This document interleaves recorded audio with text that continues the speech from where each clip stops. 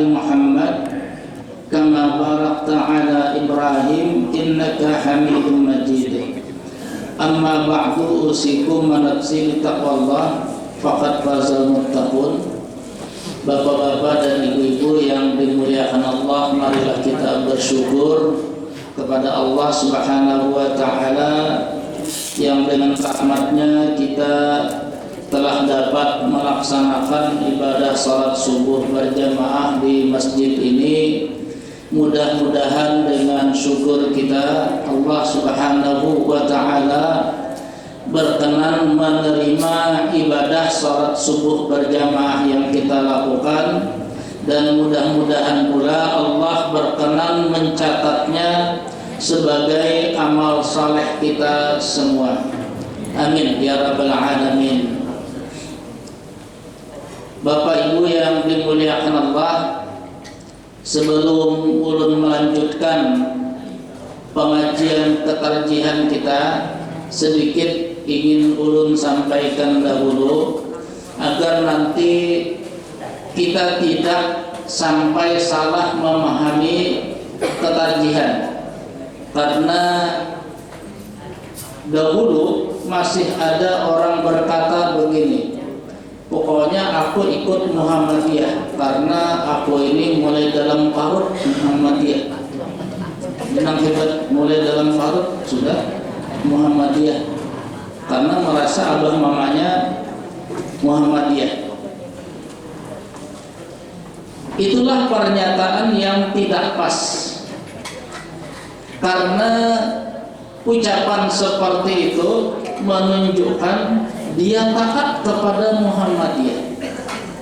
Apakah orang taat kepada Muhammadiyah itu betul atau tidak menurut Al-Quran? Ini yang terlebih dahulu ingin ulun sampaikan agar kita bisa memahami dengan sebaik-baiknya siapa sebenarnya yang harus kita taati. Karena ketaatan itu nanti yang ditanyakan kepada kita, siapa yang kamu taati? Ya Allah, ulun taat Muhammadiyah. Pasti salah. Kenapa jadi pasti salah? Ada beberapa ayat Al-Quran yang memberikan tuntunan siapa yang harus kita taati, dan ketaatan kepada yang ditetapkan dalam Al-Quran itu nanti yang akan menjadi beban kita di akhirat. Umpamanya ada ayat di dalam surah Ali Imran nomor 32, bunyinya itu a'udzubillahi minasyaitonir rajim. Qul atiiullaha war rasul fa in tawallaw fa innallaha la yuhibbul kafirin. Katakan wahai Muhammad, taatilah Allah dan Rasul. Kata-kata taatinya cuma satu, dan yang ditaati dua. Taatilah Allah dan Rasul. Kalimat Al-Qur'annya memakai bahasa dan. Menurut para ahli tafsir, bahwa yang dimaksud dengan taatilah Allah dan Rasul adalah dalam satu ibadah ada nanti di situ perintah dari Allah dan perintah dari Rasul sekaligus. Karena ada dua perintah, ada perintah dari Allah dan ada perintah dari Rasul, maka dalam melakukan ibadah tersebut kedua perintah itu harus ditaati. Kalau hanya taat kepada satu saja, umpamanya hanya taat kepada Allah dalam melaksanakan ibadah itu, tetapi perintah Rasulnya justru tidak ditaati, maka dia tidak disebut mentaati sesuai perintah surah Ali Imran nomor 32 tadi. Contohnya yang seperti ini, di mana dalam ibadah itu ada perintah Allah dan ada perintah Rasul sekaligus, adalah seperti ibadah salat. Umpamanya di dalam surah Al-Baqarah nomor 43 Allah berfirman, A'udzubillahi minasyaitonirrajim, wa aqimus salata wa atuz zakata warka'u ma'ar raki'in. Dan kalian harus menegakkan salat, harus menunaikan zakat, dan harus rukuk bersama orang-orang yang rukuk. Allah memerintahkan seperti itu agar kita menegakkan salat. Lalu Rasul di dalam hadis riwayat Imam Al-Bukhari bersabda, "Shallu kama ra'aitumuni usolli." Ini hendaknya tidak disalah sampaikan. Shallu kama ra'aitumuni usolli. Oh, berarti Rasul pakai usolli, bukan? Shallu kama ra'aitumuni usolli. Itu perintah. Salatlah kalian. Perintah. Kama ra'aitumuni, seperti kalian melihatku salat. Usolli itu aku salat. Seperti kalian melihat aku salat. Itu perintah. Walaupun perintah ini umum, tapi maksudnya ketika Allah memerintahkan manusia untuk salat, maka kemudian Rasul juga memerintahkan untuk salat seperti yang beliau lakukan. Maka maksudnya adalah orang ketika melakukan mentaati perintahan Allah untuk salat, maka salat yang dia lakukan juga harus mengikuti perintah Rasul sallallahu alaihi wasallam, mentaati perintah Rasul sallallahu alaihi wasallam. Dan di antara perintah Rasul di dalam salat yang dilakukan Rasul, umpamanya membaca salawat. Bagaimana membaca salawatnya? Rasul pernah ditanya dalam hadis riwayat Imam Al-Bukhari, "Wahai Rasul, Allah memerintahkan kami bersalawat kepadamu. Bagaimana kami bersalawat kepadamu itu?" Lalu Rasul menjawab dalam hadis riwayat Al-Bukhari, "Qulu," katakan, "Allahumma salli ala Muhammad wa ala ali Muhammad kama sallaita ala Ibrahim innaka Hamidum Majid wa barik ala Muhammad wa ala ali Muhammad kama barakta ala Ibrahim innaka Hamidum Majid." Beliau di awal mengatakan ucapkan, itulah perintah. Berarti salawat yang harus dibaca untuk mentaati Rasul ketika orang mengerjakan salat adalah salawat seperti yang diperintahkan Rasul, seperti itu.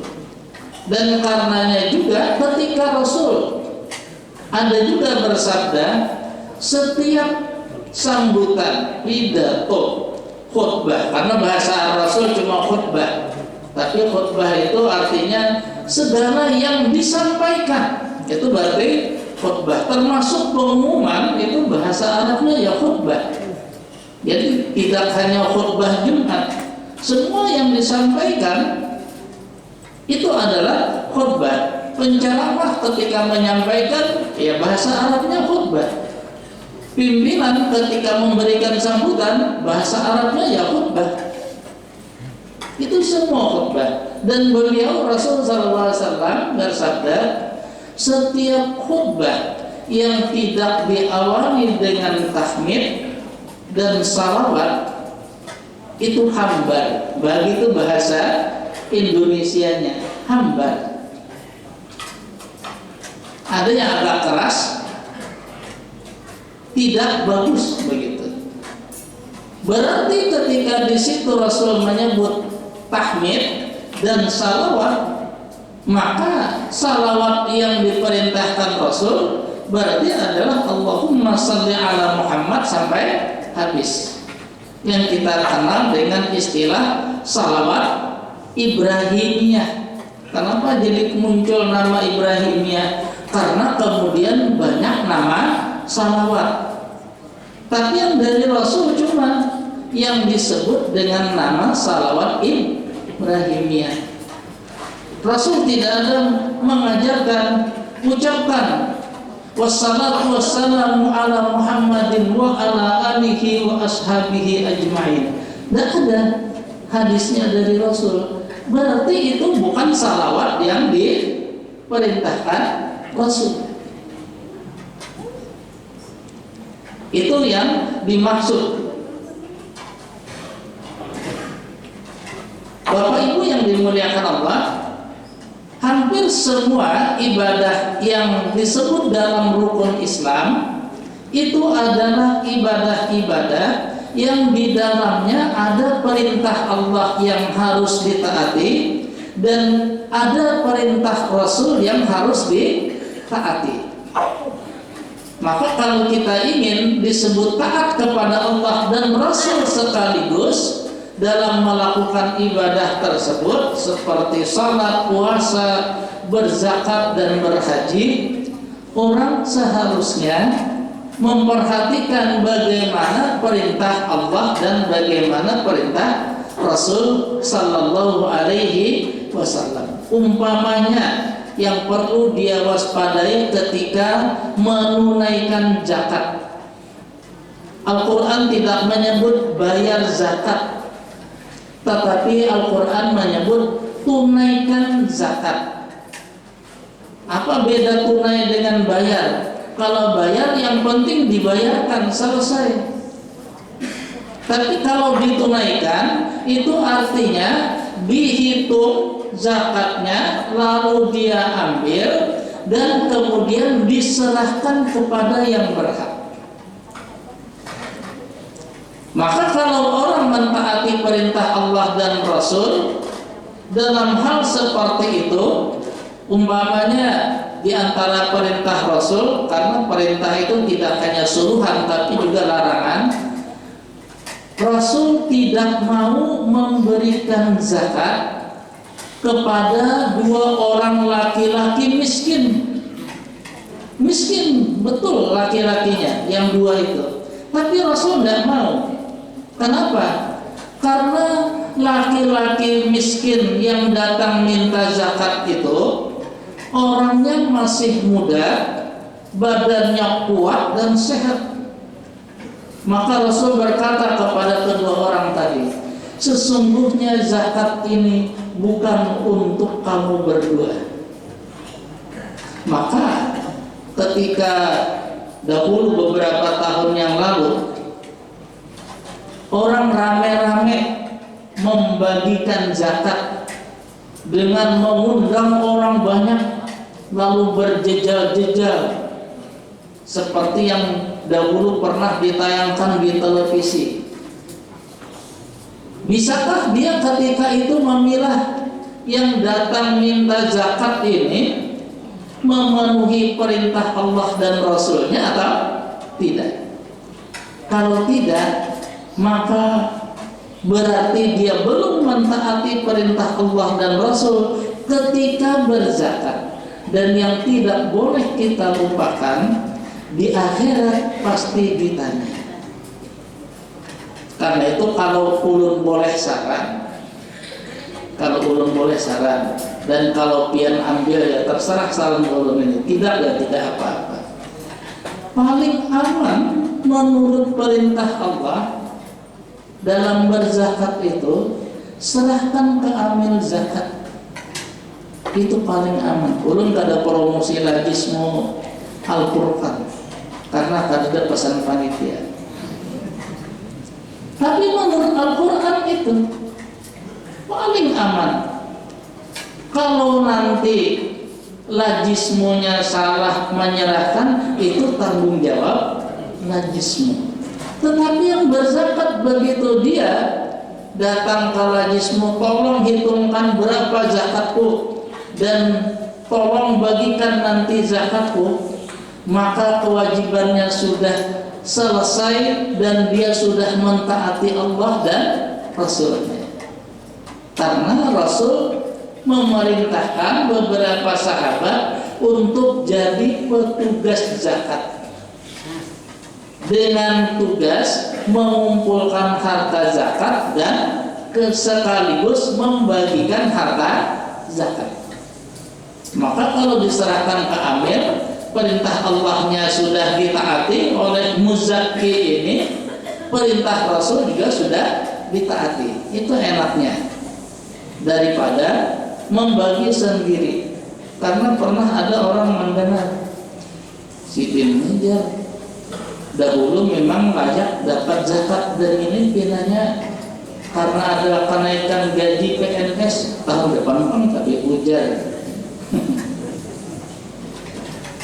Maka sepertinya kada layak lagi dapat zakat, tapi kada nyaman, kada memberi. Nah itu yang layak diwaspadai.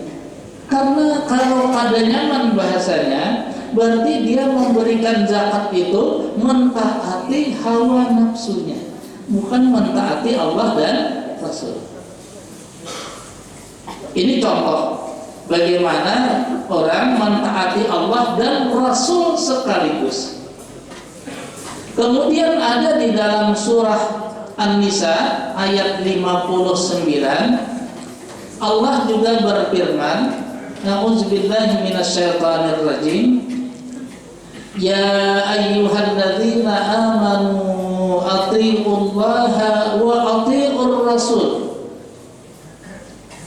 wa ulil amri minkum fa in tanaza'tum fi syai'in farudduhu ilallahi war rasul in kuntum tu'minuna billahi wal yawmil akhir dzalika khairu wa ahsanu ta'wila. Wahai orang-orang yang beriman, di sini Allah hanya berbicara kepada orang yang beriman. Wahai orang-orang yang beriman, kalian wajib taat kepada Allah dan kalian wajib taat kepada Rasul. Jadi perintah taatnya ada dua. Wajib taat kepada Allah, atiullah, dan wajib taat kepada Rasul, wa atiur Rasul. Kenapa jadi Allah menyebut taatnya ada dua? Taat kepada Allah dan taat kepada Rasul. Lalu wa ulil amri minkum, dan para pemimpin. Tapi untuk bahasa para pemimpin, Allah tidak ada lagi menyebut wa atiu ulil amri dan taatilah ulil amri. Tidak ada. Karena itu kata hampir semua ahli tafsir, taat kepada ulil amri itu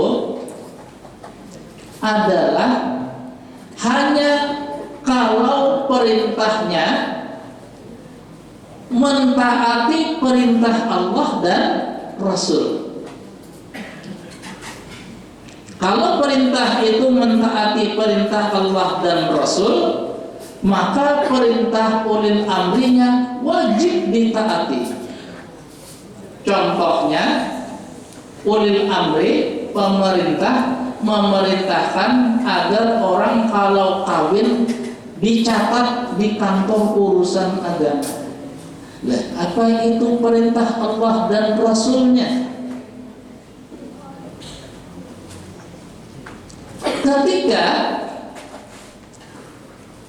di dalam Al-Quran dan hadis-hadis Rasul memerintahkan agar orang menghindarkan dirinya dan orang banyak dari kemungkinan berbuat maksiat, maka segala jalan yang akan membawa manusia kepada kemaksiatan itu harus dihilangkan. Umpamanya dahulu pernah Nabi bersabda di zaman perang, karena zaman perang kacau balau, maka Nabi pernah melarang orang jual pisau.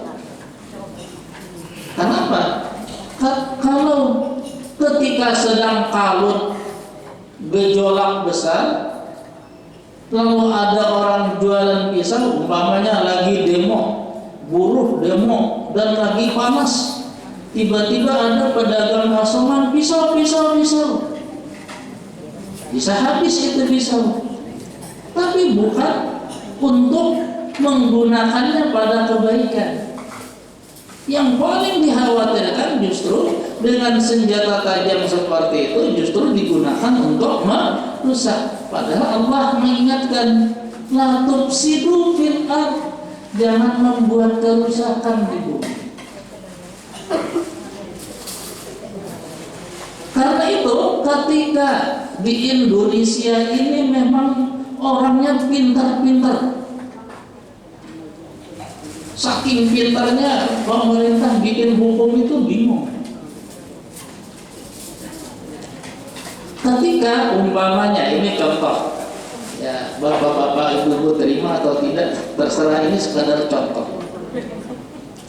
Sekarang kan pemerintah membuat hukum baru boleh kawin di KUA apabila laki-laki dan perempuannya sudah 19 tahun.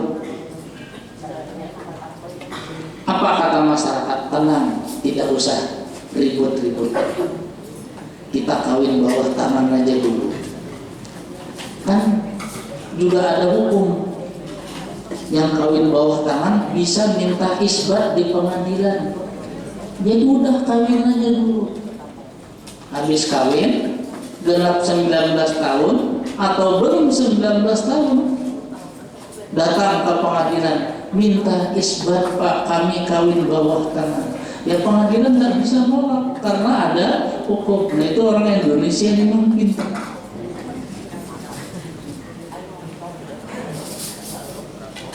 KUA kemudian membuat lagi aturan, kalau isbat nikahnya itu orangnya belum 19 tahun tidak bisa dapat buku nikah, dipintari lagi, begitu seterusnya. Karena itu ketika dahulu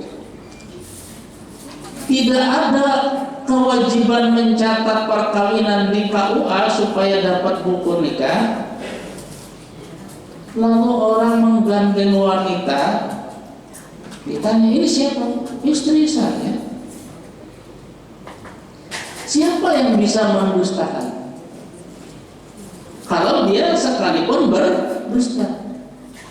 Datang ke hotel, kata petugas hotel, maaf Pak, ini hotel syariah, hanya pasangan yang sudah nikah yang boleh menginap berdua di sini. Sumpah demi Allah, kami adalah suami istri. Walaupun berbohong, bisa disalahgunakan. Tapi kalau mana buku nikahnya, dia nggak bisa berkutik.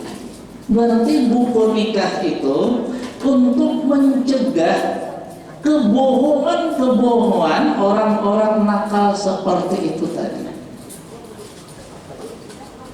Kalau seperti itu sesuai tidak dengan perintah Allah dan Rasulnya? Sesuai.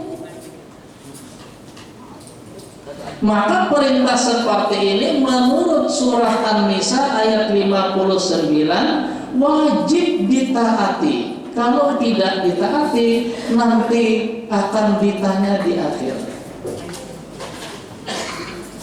Itu oleh amri. Lalu bagaimana dengan taatlah kepada Allah dan taatlah kepada Rasul? Bagaimana mengerjakannya itu?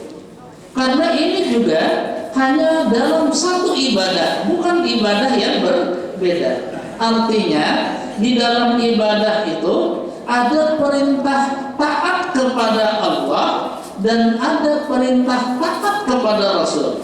Kalau yang pertama tadi perintah taat kepada Allah dan Rasul sekaligus. Kalau ini enggak, perintah taat kepada Allah dan taat kepada Rasul. Bagaimana maksudnya? Kata para ahli tafsir, apabila ada ayat seperti itu, berarti yang perlu kita perhatikan di dalam ibadah itu Allah hanya memerintahkan secara umum. Rincian bagaimana melakukan ibadah umum itu adalah dari perintah Rasul Sallallahu Alaihi Wasallam. Contohnya seperti apa? Contohnya di dalam surah Ali Imran ayat 92. Allah berfirman, A'udzubillahi minasyaitonir rajim. Lan tanalul birra hatta tunfiqu mimma tuhibbun. Lam itu artinya tidak akan, sehingga para ahli tafsir mengatakan lan tanalu, kalian tidak akan pernah mendapatkan. Kita semua sudah memahami tidak akan itu seperti apa. Berarti sama sekali. Al-birra itu kata Ibnu Qayyim adalah surga. Jadi kalian tidak akan pernah mendapatkan surga. Itu dari Allah Subhanahu wa taala sebagai pemilik surga. Allah lalu membuat pernyataan seperti itu. Kalian tidak akan pernah mendapatkan surga hatta sampai tunfiqu mimma tuhibbun, kalian mau menginfakkan harta yang kalian sukai. Jadi Allah menyebut seperti itu, sampai kalian mau menginfakkan harta yang kalian sukai.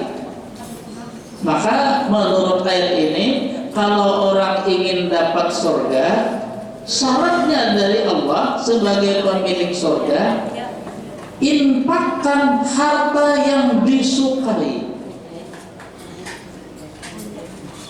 Apa yang disukai? Itu yang diinfakkan. Berarti kalau ada orang menginfakkan sesuatu, kenapa ini diinfakkan? Kada tak pakai juga panggil di rumah. Bahasa kada tak pakai itu menunjukkan dia tidak menyukai harta itu.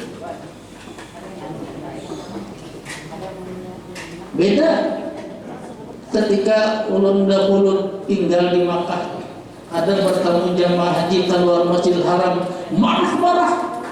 Kebetulan marah-marahnya bahasa Banjar, jadi ulun paham. Kenapa Pak? Sandalku hilang. Kenapa jadi dia marah sandalnya hilang? Karena dia menyukai sandalnya. Coba kalau tidak disukai, hilang nggak sandal dia Pak? Kan Papa aja. Kenapa? Berarti kita pakai juga sandalnya. Nah itu yang disebut Allah di dalam surah Ali Imran nomor 92. Kalau ingin masuk surga, infakkan harta yang disukai. Tapi bahasa infak itu umum. Apa saja ibadah infaknya? Maka Nabi memerincikan ibadah yang nomor satu, yang ibadah itu adalah menginfakkan harta yang disukai. Ketika Umar dapat sebidang tanah tanahnya itu berupa kebun kurma dan suburnya luar biasa, sehingga hasil panennya sangat berlimpah ruah. Maka Umar sangat senang dengan harta itu. Umar berkata, wahai Rasul, Allah menyebutkan di dalam surah Ali Imran 92, kalian tidak akan bisa mendapatkan surga sampai kalian mau menginfakkan harta yang kalian sukai.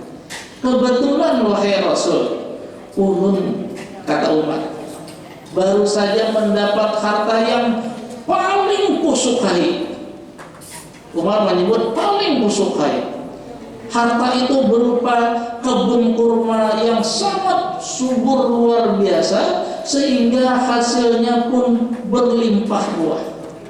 Maka wahai Nabi, bagaimana meninfakkan harta yang paling kusukai itu? Karena Umar belum tahu bagaimana maksud perintah Allah. Nabi pun membuatkan perincian. Caranya wahai Umar, yang pertama, kamu harus menahan harta itu. Bahasa aslinya ihbis aslaha. Ihbis itu artinya tahan. Arti tahan itu jangan sampai harta ini menjadi milik orang lain. Dan menjadi milik orang lain itu jalannya cuma 3: dijual, dihibahkan, diberikan, atau diwariskan. Itu 3 jalan yang menyebabkan harta menjadi milik orang lain. Ini dikuciaki alarm, nanti lihat dulu kita. Mudah-mudahan nanti dapat kita lanjutkan, dan mudah-mudahan sampai di sini ada manfaatnya bagi kita semua. Setidak-tidaknya yang penting untuk kita ketahui, 2 ayat ini hanya memerintahkan kita agar taat hanya kepada Allah dan Rasulnya. Tidak ada perintah dalam Al-Quran dan taatilah Muhammadiyah. Berarti hendaknya tidak ada di antara kita yang berkata, aku pokoknya umat Muhammadiyah. Itu hendaknya tidak ada lagi. Karena Muhammadiyah bukan sumber bersyariat. Dan karena itulah tarjih tidak pernah mengatakan jadikanlah tarjih itu mazhab. Tidak ada. Karena kalau jadi mazhab nanti menjadi sumber ketaatan. Tarjih hanya memberikan pilihan. Ini yang menurut hasil telaahan tarjih, cara taat kepada Allah yang paling bagus. Karena itu arti tarjih adalah ketaatan yang paling kuat, paling bagus, paling utama. Bahasanya kalau diarabkan tarjih. Jadi hanya memberikan ini upaya untuk taat kepada Allah dan Rasulnya dengan ketaatan yang sebagus-bagusnya, setinggi-tingginya, sesempurna-sempurnanya yang didapatkan menurut cara Muhammadiyah. Hanya itu. Nanti insya Allah kita akan bisa melihat dengan jelas hal-hal yang seperti itu. Salah dan khilaf mohon dimaafkan. Subhanakallahumma wa bihamdika asyhadu an la ilaha illa anta astaghfiruka wa atubu ilaik. Assalamualaikum warahmatullahi wabarakatuh.